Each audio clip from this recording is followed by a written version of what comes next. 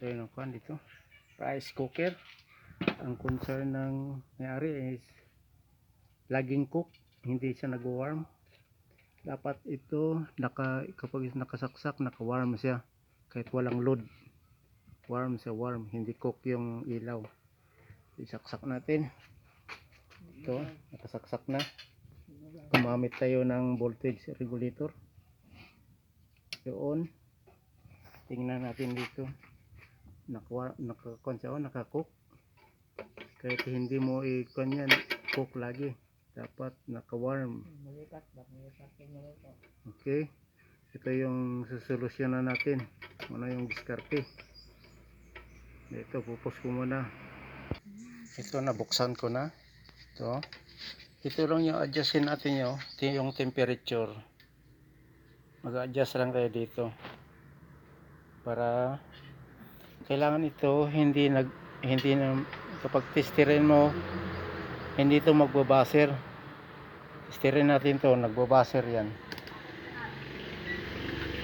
Set natin sa baser mode. Ayan, baser mode. Tapos ang hirap maghawak kapag wala tayong cameraman. Ito yung cameraman. So guys, nagbabaser. Testerin natin to. Ito, hindi makita. Yun. Yan, nagbaser siya guys. Yan. Kailangan yan, hindi magbabaser. Ito kailangan natin i-adjustin.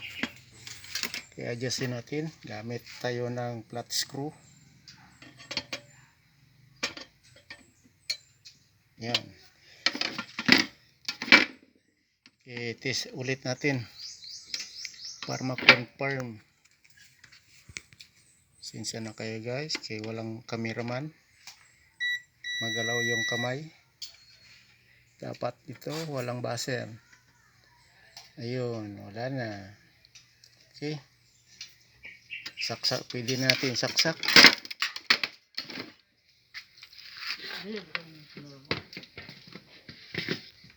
Saksak natin.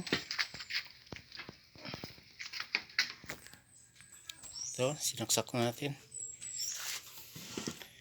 Power on.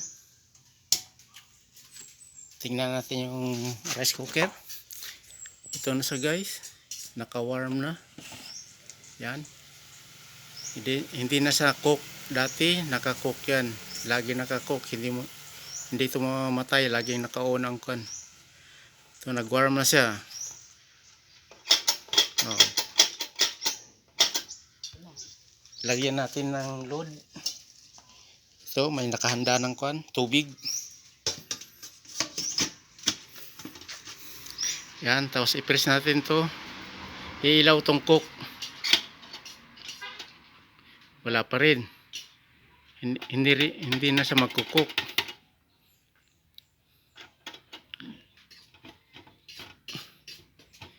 Ang problema na hindi mag-cook. Lagi na-cook na. Kulang lang pala sa diin. Ayan na. Lumipat na siya. Okay na to guys. Bye bye. See you in the next video.